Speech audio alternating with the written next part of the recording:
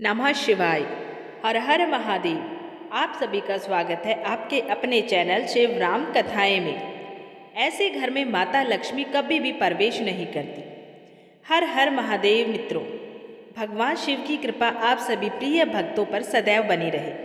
प्रिय भक्तों, क्या आपने कभी गहराई से सोचा है कि हमारे बुजुर्ग संध्या होते ही क्यों कहते हैं, शीघ्र करो, मुख्य द्वार पर दीपक जलाओ। जब सूर्य अस्त होने लगता है, जब आकाश में अंधकार धीरे धीरे अपना विस्तार करने लगता है, तब हर घर के द्वार पर एक छोटा सा दीपक जलाना हमारी सनातन परंपरा में अत्यंत आवश्यक क्यों माना गया है। क्यों कहा जाता है कि जिस घर के द्वार पर संध्या का दीपक प्रज्वलित होता है, वहाँ माता लक्ष्मी स्वयं प्रवेश करती हैं। और क्यों ये भी कहा गया है कि जहाँ संध्या दीप नहीं जलता, वहाँ धीरे धीरे दरिद्रता, कलह और अशांति अपना निवास बना लेती है। ये केवल लोकाचार नहीं, बल्कि इसके पीछे एक गूढ़ आध्यात्मिक रहस्य छिपा है। यही रहस्य एक दिन स्वयं देवी पार्वती के मन में भी जाग उठा। एक संध्या का समय था। कैलाश पर्वत की दिव्य चोटी पे भगवान श्री महादेव गहन ध्यान से विराम लेकर बाहर आए। पर्वतों के शिखरों पर अस्त होते सूर्य की सुनहरी किरणें बिखर रही थी। चारों दिशाओं में संध्या की शांति व्याप्त थी। उसी समय देवी पार्वती कैलाश की ऊंचाई से पृथ्वी लोक की ओर निहार रही थी।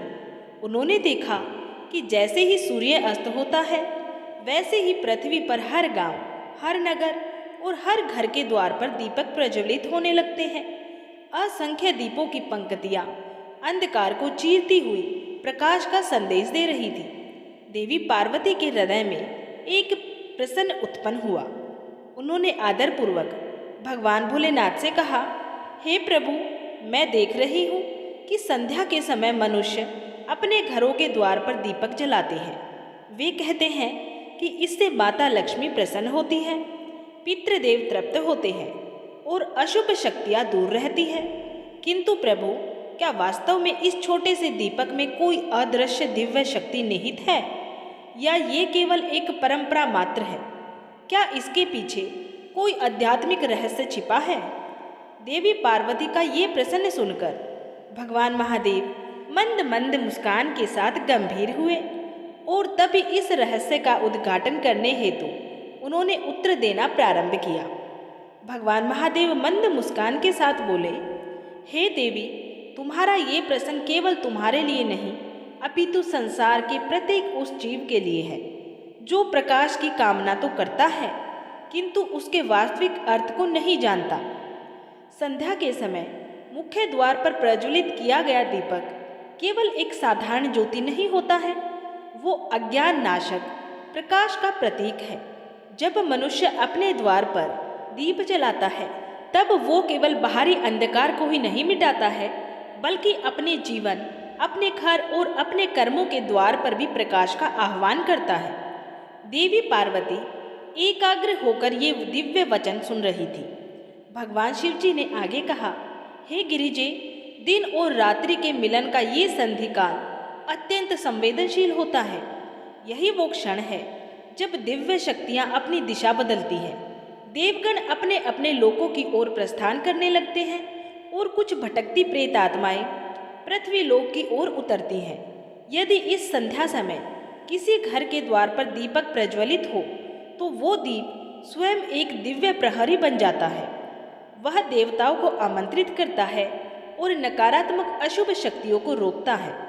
अतः ये दीप केवल प्रकाश नहीं, अपितु एक अदृश्य रक्षा कवच है। संध्या दीप के बिना द्वार ऐसा है जैसे आत्मा संस्कार के बिना रिक्त होती है, असुरक्षित और दिशाहीन होती है। ये सुनकर देवी पार्वती विस्मय से भर उठी। उन्होंने श्रद्धापूर्वक पूछा, प्रभु, क्या ये सत्य है कि जिस घर के द्वार पर संध्या का दीप नहीं जलता, वहाँ माता लक्ष्मी निवास नहीं करती है? भगवान शिव गंभीर स्वर में बोले, हाँ देवी, माता लक्ष्मी स्वयं प्रकाश स्वरूपा हैं। जहाँ उन्हें अंधकार, प्रमाद और असावधानी दिखाई देती है, वहाँ वे ठहरती ही नहीं है। जो मनुष्य अपने द्वार को दीपक से प्रकाशित रखता है, वही अपने घर को लक्ष्मी के योग्य बनाता है। फिर भगवान महादेव ने कहा, हे पार्वती, इस विषय में मैं तुम्हें एक प्राचीन पौराणिक कथा सुनाता हूँ जो इस संध्या दीप के दिव्य रहस्य को पूर्ण रूप से प्रकट करेगी। ये कहकर भगवान शिव मौन हो गए और कैलाश की संध्या और भी अधिक दिव्य हो उठी। भगवान शिव बोले, हे देवी, ये कथा अत्यंत प्राचीन काल की है। वो समय था जब अयोध्या नगरी स्वर्णमयी शोभा से आलोकित रहती थी। उस पवित्र नगरी में धर्म, सत्य और मर्यादा का सर्वत्र वास था। मार्गों पर वेद मंत्रों की मधुर ध्वनियां गूंजती थी और प्रत्येक आंगन से उठती पूजा की सुगंध संपूर्ण वातावरण को पावन बना देती थी। उसी दिव्य भूमि पर एक अत्यंत ज्ञानी, तपस्वी और धर्मशास्त्रों में निपुण ब्राह्मण निवास करता था, जिसका नाम सुधाकर था। सुधाकर का जीवन मानो ज्ञान का एक प्रज्वलित स्तंभ था। उसने वेद, उपनिषद, स्मृतियाँ, आरण्यक तथा ब्रह्म सूत्रों का गहन अध्ययन किया हुआ था। धर्मशास्त्रों के प्रत्येक सूक्ष्म नियम का उसे पूर्ण ज्ञान था। यज्ञ, अनुष्ठान और वेद पाठ में उसकी निपुणता इतनी अद्भुत थी कि नगरवासी उसे श्रद्धा से ब्रह्मश्रेष्ठ कहकर संबोधित करते थे। परंतु हे देवी, उसके पास अपार ज्ञान तो था, किंतु भक्ति का मधुर रस उसके जीवन में पूर्ण रूप से प्रवाहित नहीं हुआ था।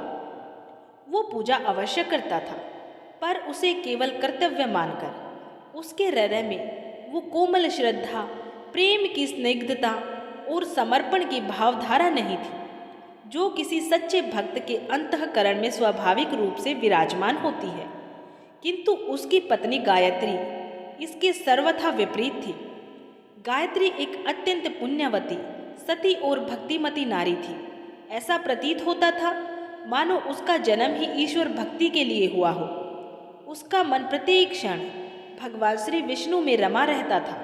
उसके नेत्रों में सदा भक्ति की अश्रुधारा झिलमिलाती रहती थी और उसकी वाणी से निरंतर भगवान विष्णु के नाम की मधुर ध्वनि प्रवाहित होती रहती थी। गायत्री का जीवन अनुशासन और श्रद्धा की सजीव मूर्ति था। प्रतिदिन वो ब्रह्म मुहूर्त में, जब संपूर्ण संसार निद्रा में लीन रहता था, वो जाग उठती, ठंडे जल से स्नान करती, स्वच्छ वस्त्र धारण करती और फिर अपने घर मंदिर में दीप प्रज्वलित कर अत्यंत श्रद्धा और प्रेम पूर्वक भगवान श्री हरि नारायण की आराधना करती। उसके लिए भक्ति कोई विधि नहीं, बल्कि जीवन का प्राण थी। उसका भक्ति भाव ऐसा था मानो स्वयं माता लक्ष्मी उसके हृदय में निवास करती हो। प्रभात का समय हो या मध्याह्न, गायत्री का मन प्रत्येक क्षण भगवान के नाम में ही लीन रहता था। जब संध्या आती और सूर्य देव अस्ताचल की ओर गमन करने लगते, तब उसका भक्ति भाव और भी अधिक प्रबल हो उठता। वो पूरे घर को स्वच्छ करती और अपने आंगन को ऐसे सजाती मानो वो कोई देवालय हो। तत्पश्चात वो स्वयं को पूर्णतः शुद्ध कर, पवित्र भाव धारण कर मुख्य द्वार पर जाती और अपने कर कमलों से एक छोटा सा दीपक प्रज्वलित करती। उस दीप का प्रकाश केवल बाह्य अंधकार को ही नहीं, अपितु अज्ञान के तम को भी नष्ट करता था। जब वो दीपक प्रज्वलित करती, तब दोनों हाथ जोड़कर भगवान से विनम्र प्रार्थना करती, हे प्रभु, ये दीप केवल मेरे घर के लिए नहीं है, ये आपके श्री चरणों के लिए है। इसमें मैं अपनी श्रद्धा की ज्योति अर्पित कर रही हूँ। तब भगवान शिव देवी पार्वती से आगे बोलते हैं, हे देवी, एक दिन संध्या का वही पावन समय था। गायत्री अपने प्रतिदिन के नियम के अनुसार आंगन को लीप पोत कर मुख्य द्वार पर बैठी थी। वो अत्यंत भक्ति भाव से दीपक जलाने की तैयारी कर रही थी। उसने मिट्टी के छोटे से दीप में तिल का तेल डाला, कपास की बाती बनाई, नेत्र मूंद कर भगवान का स्मरण करते हुए दीप प्रज्वलित किया। उसी समय उसका पति सुधाकर वहां आ गया। गायत्री को इस प्रकार दीप जलाते देखकर उसने किंचित उपहास भरे स्वर में कहा, हे वल्लभे, तुम ये दीप प्रतिदिन क्यों जलाती हो? इससे क्या लाभ होता है? ये तो व्यर्थ ही तेल की बर्बादी है। अपने पति के मुख से ऐसे शब्द सुनकर भी गायत्री तनिक भी विचलित नहीं हुई, ना उसने क्रोध किया, ना कोई कटु वचन कहा। वो शांत भाव से उठी और अपने पति के सम्मुख जाकर अत्यंत विनम्र स्वर में बोली, हे स्वामी, ये दीप केवल तेल और बाती से नहीं जलता है, ये मेरी श्रद्धा से प्रज्वलित होता है। हे स्वामी, ये दीपक मेरे हृदय की भक्ति का प्रतीक है। इसके प्रज्वलन से घर में माता लक्ष्मी का आगमन होता है और धर्म का प्रकाश फैलता है। परंतु सुधाकर अपने शास्त्रीय ज्ञान और तर्क बुद्धि के अभिमान में डूबा हुआ था। वो मंद हास्य के साथ बोला, हे वल्लभे, यदि ये दीप इतना ही चमत्कारी है तो ठीक है, मैं भी देखना चाहता हूँ कि क्या ये दीप तुम्हें किसी संकट से बचा सकता है। मुझे तो ये सब अंधविश्वास मात्र प्रतीत होता है। पति के ऐसे वचन सुनकर गायत्री को क्षण भर दुख अवश्य हुआ, किंतु उसने ना कोई प्रतिवाद किया, ना ही कोई कटुवचन कहा। वो अत्यंत शांत स्वर में बोली, हे स्वामी, संकट के समय ही भक्ति की परीक्षा होती है और जो भक्ति सच्ची होती है वो प्रत्येक परीक्षा में उत्तीर्ण होती है। इतना कहकर वो अपने घर के कार्य में प्रवृत्त हो गई। धीरे धीरे समय व्यतीत होता गया, ऋतुएं बदली और फिर एक ऐसा काल आया जिसने सुधाकर के जीवन की दिशा ही परिवर्तित कर दी। अयोध्या नगरी पर एक भयंकर अकाल का प्रकोप छा गया। आकाश महीनों तक सूना पड़ गया। बादल तो आते थे परंतु बरसते नहीं थे। खेत सूख गए, तालाबों का जल समाप्त हो गया और धरती की गोद में गहरी दरारें पड़ गई। संपूर्ण नगर भय और पीड़ा में डूब गया। अनाज के मूल्य आकाश को छूने लगे। भूख से बच्चे करुण क्रंदन करने लगे और माता पिता असहाय दृष्टि से उन्हें निहारते रह गए। धीरे धीरे वो संकट इतना विकराल हो गया कि राजमहल तक में अन्न की कमी होने लगी। तब भगवान शिव देवी पार्वती से कहते हैं, हे देवी, उस विपत्ति की ज्वाला से सुधाकर का घर भी अछूता न रहा। जिस घर में कभी यज्ञों का पावन धुआं उठता था, वहां अब चूल्हा भी ठंडा पड़ा था। जहां वेद पाठ की ध्वनि गूंजती थी, वहां अब सन्नाटा व्याप्त था। घर में संग्रहित अन्न का एक एक दाना समाप्त हो चुका था और जल का एक पात्र तक दुर्लभ हो गया था। सुधाकर, जो स्वयं को महान ज्ञानी समझता था, अब पहली बार अपने ज्ञान को असहाय अनुभव करने लगा। अब सुधाकर पूर्णतः विवश हो चुका था। उसके मुख पर निराशा की गहरी रेखाएं उभर आई थी, किंतु इतना सब होने पर भी गायत्री का विश्वास अडिग बना रहा। उसने अपने प्रभु पर से कभी श्रद्धा नहीं छोड़ी। वो स्वयं भूखी रह लेती थी पर संध्या का दीप प्रज्वलित करना नहीं भूलती थी। उसने अपने नेत्रों में आशा की ज्योति संजोए रखी और अपने पति से बोली, हे स्वामी, ये दीप चाहे कितना ही छोटा क्यों ना हो, पर इसका प्रकाश मेरे विश्वास से कहीं अधिक महान है। जब तक ये दीप प्रज्वलित रहेगा तब तक हमें कुछ भी नहीं होगा। वो प्रतिदिन इसी प्रकार संध्या के समय मुख्य द्वार पर दीप जलाती रही।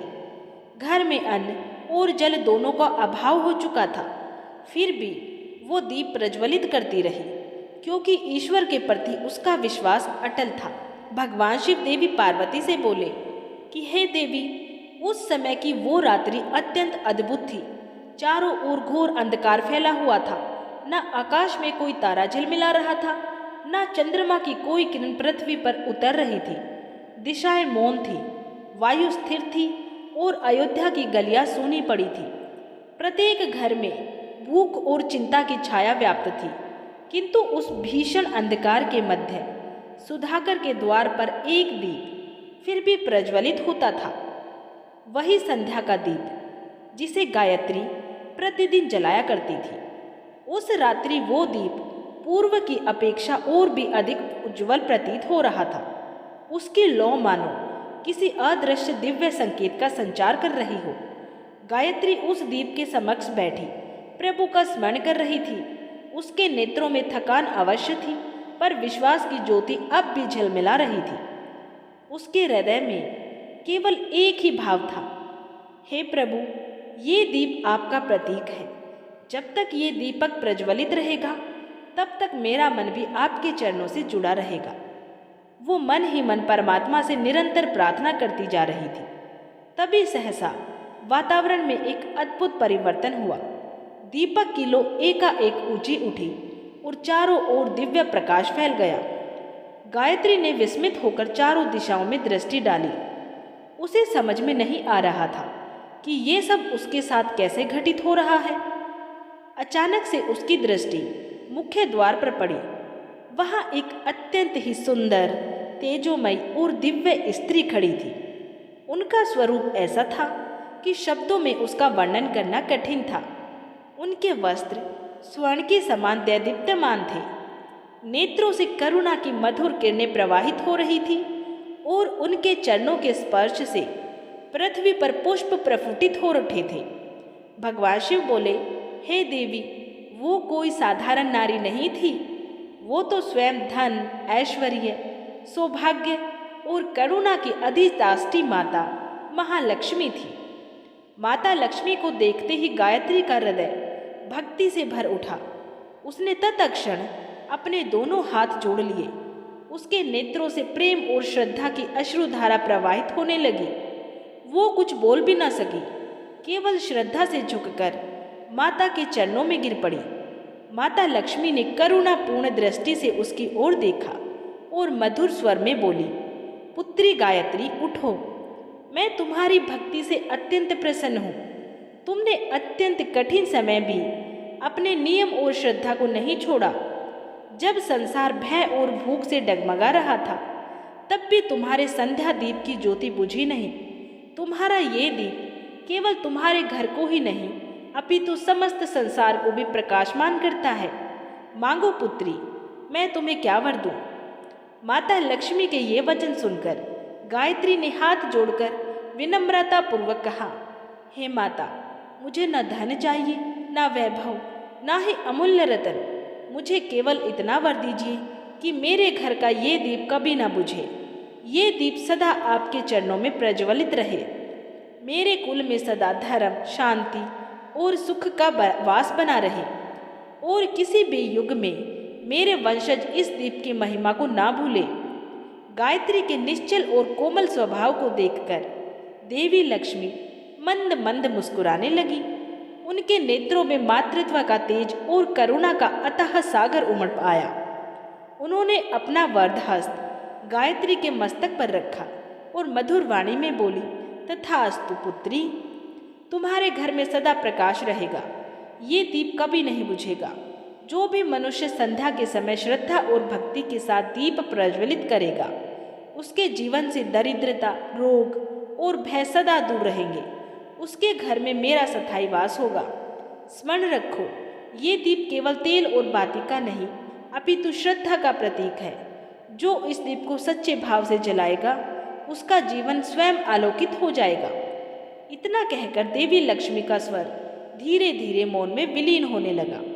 उनके चारों ओर का दिव्य प्रकाश और भी प्रखर हो उठा और क्षण मात्र में माता लक्ष्मी अंतर्धान हो गई।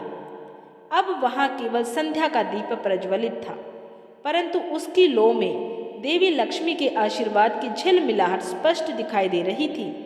गायत्री ने अश्रुपूरित नेत्रों से उस दीपक की ओर देखा, शीश झुकाकर प्रणाम किया।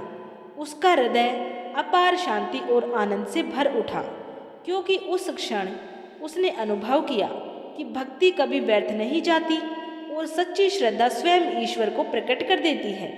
तब भगवान शिव देवी पार्वती से बोले कि हे देवी, वो संध्या गायत्री के लिए केवल एक रात्रि नहीं, अपितु एक दिव्य चमत्कार थी। अगले प्रातः अरुणोदय हुआ।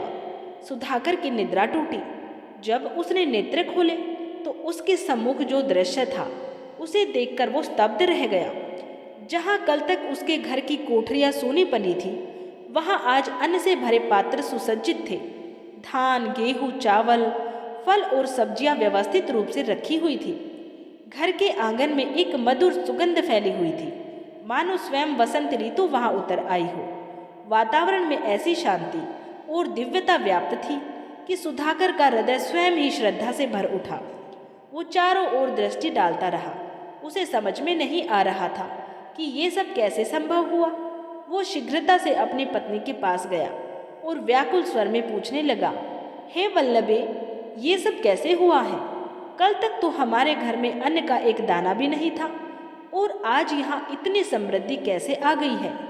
गायत्री के मुख पर एक शांत और संतुलित मुस्कान थी।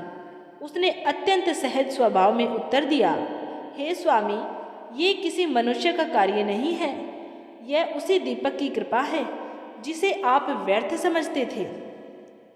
वही दीप जो प्रतिदिन संध्या के समय प्रभु के चरणों में अर्पित होता था। उसी की महिमा से माता लक्ष्मी स्वयं कल रात्रि इस घर में पधारी थी। उन्होंने वरदान दिया कि इस घर का दीपक कभी न बुझे। ये सुनते ही सुधाकर के नेत्र अश्रुपूरित हो गए। उसके अंतःकरण में पश्चाताप और भक्ति का सागर उमड़ पड़ा। वो भाव विहल होकर बोला, सत्य कहा तुमने। मैं ज्ञान के अभिमान में अज्ञान के अंधकार में जी रहा था। आज इस छोटे से दीप ने मुझे प्रकाश का वास्तविक अर्थ सिखा दिया है। मैंने शास्त्रों के अनेक पृष्ठ पढ़े, पर आज तुम्हारी भक्ति ने मुझे साक्षात धर्म का स्वरूप दिखा दिया है। ये कहकर वो अपनी पत्नी के चरणों में झुक गया और बोला, आज से मैं भी तुम्हारे साथ संध्या के समय द्वार पर दीप प्रज्वलित करूंगा। ये दीप अब केवल तुम्हारा नहीं, हम दोनों के जीवन का दीप होगा। उसी दिन से सुधाकर और गायत्री दोनों ने संध्या के समय मुख्य द्वार पर दीप जलाने का नियम बना लिया। दिन बीतते गए और उनके जीवन में पुनः सुख, शांति और समृद्धि लौट आई। जिस घर में कभी दुख और अभाव की छाया थी, अब वह भक्ति के प्रकाश से आलोकित हो गया। धीरे धीरे ये चमत्कार पूरे नगर में फैल गया। पड़ोसी पूछने लगे, आखिर ये सब कैसे हुआ? तब गायत्री मुस्कुराकर कहती, संध्या का दीप केवल घर को ही नहीं, हृदय को भी आलोकित करता है। उसके वचन सुनकर लोग प्रेरित होने लगे और देखते ही देखते अयोध्या के प्रत्येक घर में संध्या दीप प्रज्वलन का नियम आरंभ हो गया। फिर एक दिन ऐसा शुभ समय आया कि समस्त अयोध्या नगरी में प्रत्येक द्वार पर संध्या का दीप प्रज्वलित होने लगा। वो दृश्य ऐसा प्रतीत होता था मानो असंख्य तारे पृथ्वी पर उतर आए हों। हर गली, हर पथ और हर आंगन प्रकाश से भर गया। केवल नगर ही नहीं, हर हृदय भी भक्ति के आलोक से प्रकाशित हो उठा। उस दिव्य दृश्य को देखकर देवगण भी प्रसन्न हो गए। विष्णु लोक में विराजमान माता लक्ष्मी मंद मंद मुस्कान के साथ भगवान श्री विष्णु से बोली, हे त्रिलोकीनाथ, देखिए, एक साधारण नारी गायत्री की भक्ति ने पूरे नगर को आलोकित कर दिया है। तब भगवान शिव देवी पार्वती से बोले, हे देवी, तभी से ये परंपरा चली आ रही है कि जब संध्या का समय होता है और सूर्य देव अस्ताचल की ओर गमन करते हैं, तब प्रत्येक घर के द्वार पर एक छोटा सा दीपक प्रज्वलित किया जाता है। ये दीप केवल प्रकाश का नहीं, श्रद्धा, समर्पण और भक्ति का प्रतीक है। हे गिरिजे, ये दीप केवल बाह्य अंधकार को नहीं मिटाता है, ये धर्म का दीप है। जब मनुष्य संध्या बेला में श्रद्धा से दीप जलाता है तो वो अपने अंतःकरण के अज्ञान, लोभ, क्रोध और मोह को भी नष्ट करता है। ये दीप हमें स्मरण कराता है कि अंधकार चाहे कितना ही गहन क्यों न हो, एक छोटी सी ज्योति भी उसे पराजित कर सकती है। जिस घर के द्वार पर श्रद्धा से संध्या का दीप प्रज्वलित होता है, वहाँ माता लक्ष्मी का वास होता है। उस घर में दरिद्रता, रोग और भय कभी प्रवेश नहीं कर सकते। ये दीप सभी पापों का क्षय करता है और नकारात्मक शक्तियों को द्वार पर ही रोक देता है। ऐसे घर में सदा सुख, शांति और मंगल का निवास रहता है। भगवान शिव के ये अमृत वचन सुनकर देवी पार्वती भाव विभोर हो उठी। उन्होंने कर्मबद्ध होकर कहा, हे प्रभु, आपके श्री मुख से ये दिव्य कथा सुनकर मैं कृतार्थ और धन्य हो गई हूँ। कैलाश पर्वत पर संध्या और भी अधिक पावन और आलोकित हो उठी। देवी पार्वती ने भाव विभोर होकर कहा, हे प्रभु, अब मुझे समझ में आ गया है कि संध्या का ये दीप केवल प्रकाश नहीं, अपितु भक्ति का साक्षात स्वरूप है। अब ये भी स्पष्ट हो गया है कि इस दीप का इतना महत्व क्यों है।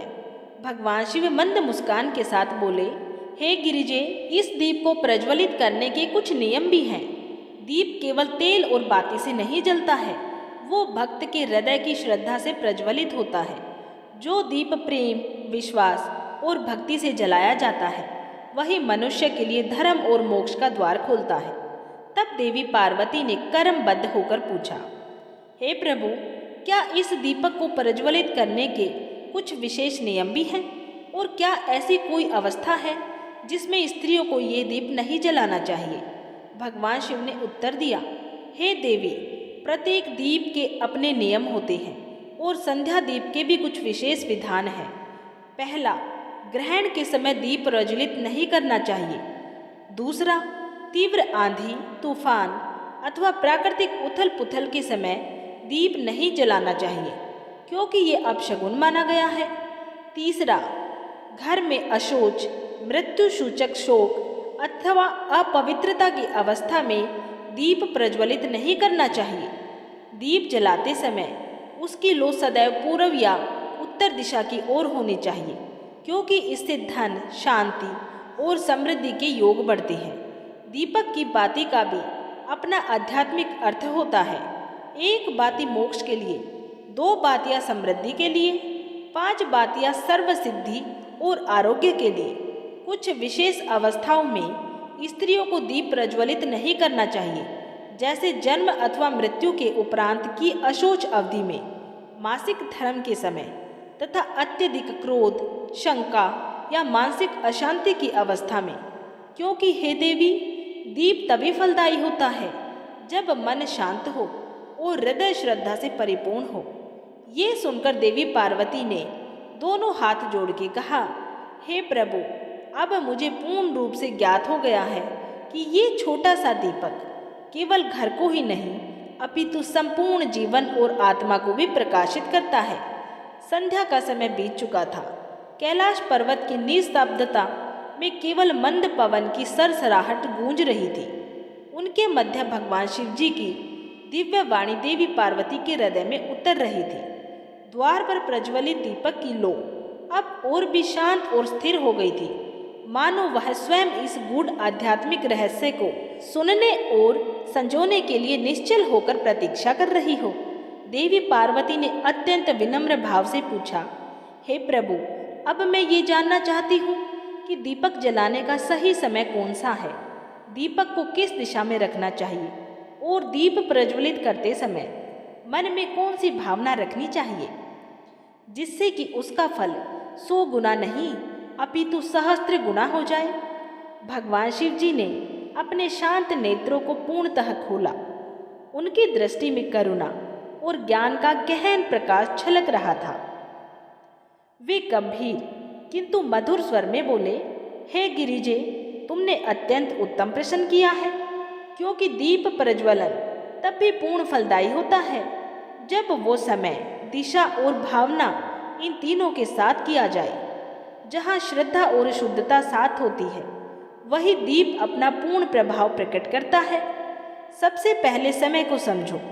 संध्या दीप का सर्वोत्तम समय वो होता है जब सूर्य देव की अंतिम किरण क्षितिज को स्पर्श करके विदा लेने लगती है और अंधकार धीरे धीरे फैलने लगता है।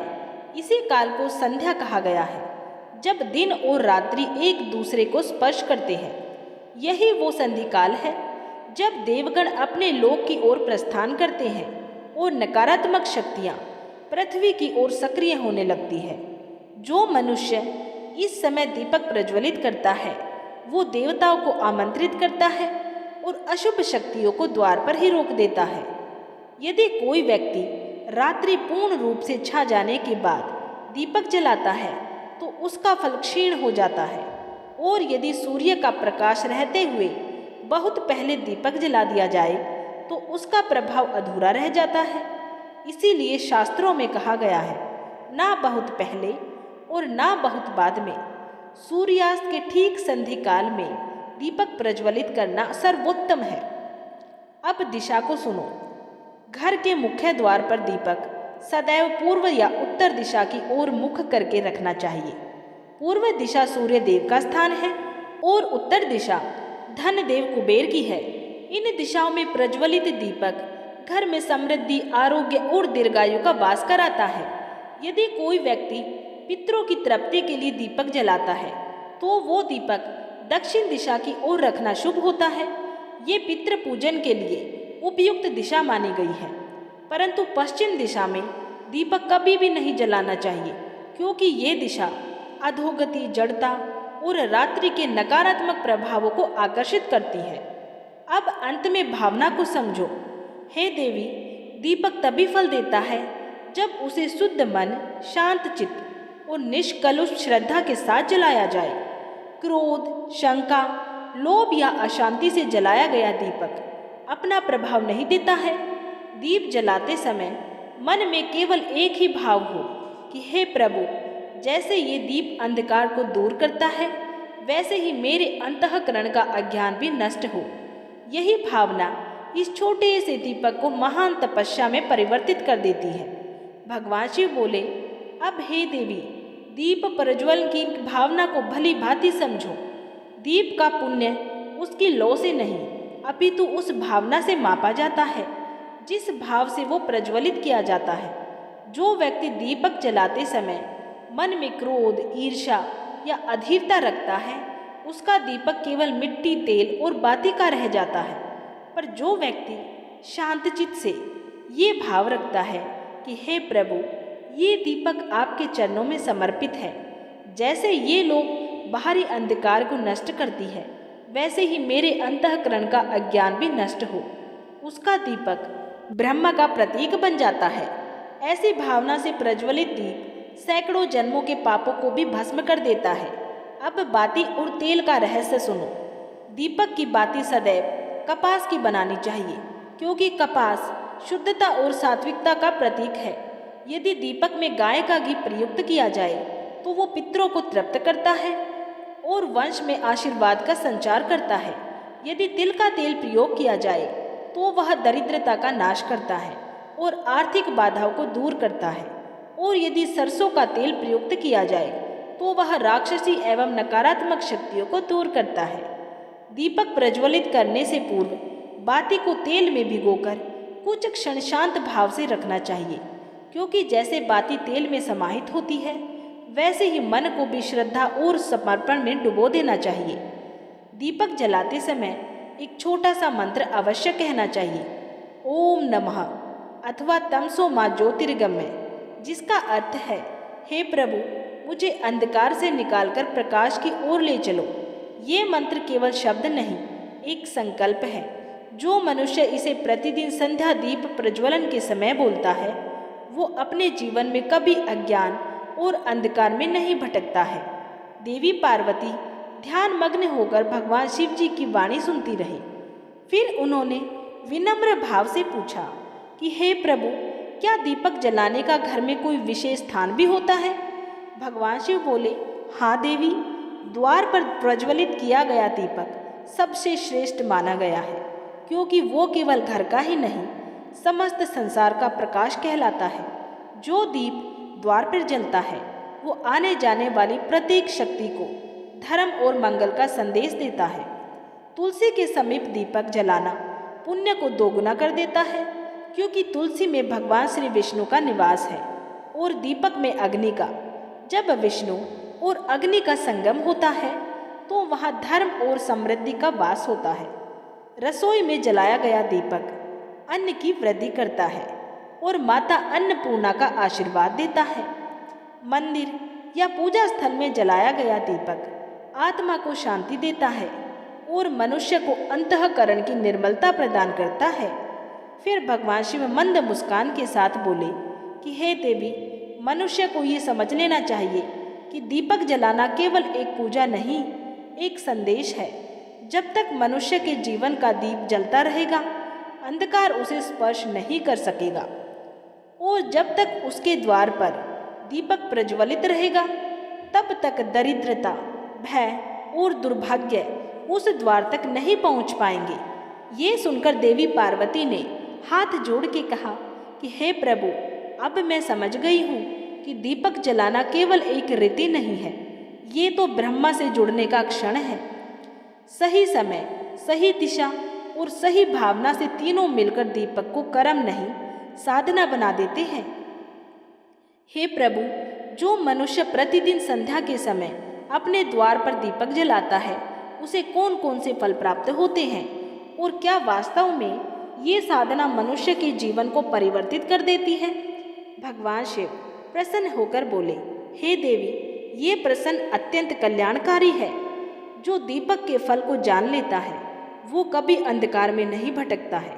सुनो, जब कोई मनुष्य प्रतिदिन श्रद्धा और स्वच्छता के साथ अपने द्वार पर दीपक प्रज्वलित करता है तो वो अनजाने में ही 5 दिव्य शक्तियों को जागृत कर देता है। धन लक्ष्मी, धैर्य लक्ष्मी, संतान लक्ष्मी, जय लक्ष्मी और ज्ञान लक्ष्मी, ये पांचों रूप उस साधक के जीवन के 5 दृढ़ स्तंभ बन जाते हैं। धन लक्ष्मी का आशीर्वाद, जो व्यक्ति संध्या के समय दीपक प्रज्वलित करने से पूर्व अपने घर की स्वच्छता करता है, आंगन को बुहारता है और द्वार पर श्रद्धा पूर्वक दीप रखता है, उसके घर में अन्न और धन का प्रवाह बढ़ता है। दीपक अग्नि तत्व का प्रतीक है और अग्नि ही धन को गति देने वाली शक्ति है। जिस घर में प्रतिदिन संध्या को दीप की ज्योति स्थिर रहती है वहां दरिद्रता ठहर नहीं पाती है। माता लक्ष्मी स्वयं कहती है, मैं उस घर में नहीं रुकती हूँ जहाँ अंधकार हो, जहाँ दीप की ज्योति न जले।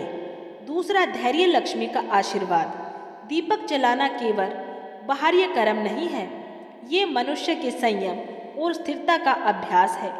जैसे दीपक वायु के झोंकों में भी अपनी लौ को संभाल कर रखता है, वैसे ही नियमित रूप से दीपक जलाने वाला व्यक्ति जीवन की आंधियों में भी धैर्य और शांति बनाए रखता है। तीसरा फल है संतान लक्ष्मी का आशीर्वाद। जो माता पिता प्रतिदिन संध्या के समय दीपक प्रज्वलित करते हैं उनके घर में संतान सुख स्थायी होता है। दीपक का प्रकाश घर में सात्विक ऊर्जा फैलाता है और आने वाली पीढ़ी के मन को शुद्ध एवं संस्कारित करता है। चौथा फल है जय लक्ष्मी का आशीर्वाद। दीपक विजय का प्रतीक है। जो व्यक्ति नित्य श्रद्धा से दीपक जलाता है उसके शत्रु स्वतः ही क्षीण हो जाते हैं, कार्य में बाधाएं दूर होती हैं और उसका यश एवं मान बढ़ता है। पांचवा और श्रेष्ठ फल ज्ञान लक्ष्मी का आशीर्वाद। जब दीपक जलता है तो केवल घर नहीं, आत्मा भी प्रकाशित होती है। तमसो माँ ज्योतिर्गम्य का भाव चित्त को निर्मल और बुद्धि को तेजस्वी बनाता है। ये सुनकर देवी पार्वती ने पूछा कि हे प्रभु, क्या दीपक जलाने से रोग और कष्ट भी दूर होते हैं? भगवान शिव बोले, हे देवी, ये भी पूर्ण सत्य है। दीपक अग्नि तत्व से उत्पन्न है और अग्नि में रोग निवारण की शक्ति निहित है। स्वच्छ घर की वायु और ऊर्जा दोनों को शुद्ध करता है, जिससे तनाव घटता है और रोग प्रतिरोधक क्षमता बढ़ती है। और सुनो देवी, दीपक का पुण्य केवल इस जन्म तक सीमित नहीं रहता है। जो व्यक्ति नित्य श्रद्धा से संध्या दीपक जलाता है उसे अगले जन्म में भी तेजस्वी रूप और पुण्य आत्मा जीवन प्राप्त होता है। उसके पितृ प्रसन्न रहते हैं और मृत्यु के समय यमदूत भी उसका सम्मान करते हैं, क्योंकि जिसने जीवन भर प्रकाश फैलाया हो उसके लिए मृत्यु भी अंधकार नहीं होती। देवी पार्वती ने हाथ जोड़कर कहा, हे प्रभु, अब मैं समझ गई हूँ कि दीपक केवल कर्मकांड नहीं बल्कि ब्रह्मांड का सबसे सरल और सबसे प्रभावशाली साधन है।